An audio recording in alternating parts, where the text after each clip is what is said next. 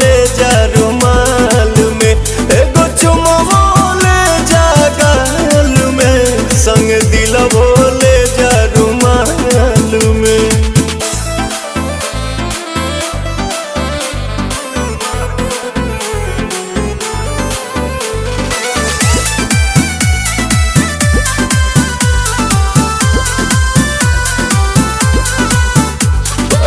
चरा प हमरा तू सायन पिया, कोनो दोसरा पमर बनलायन पिया।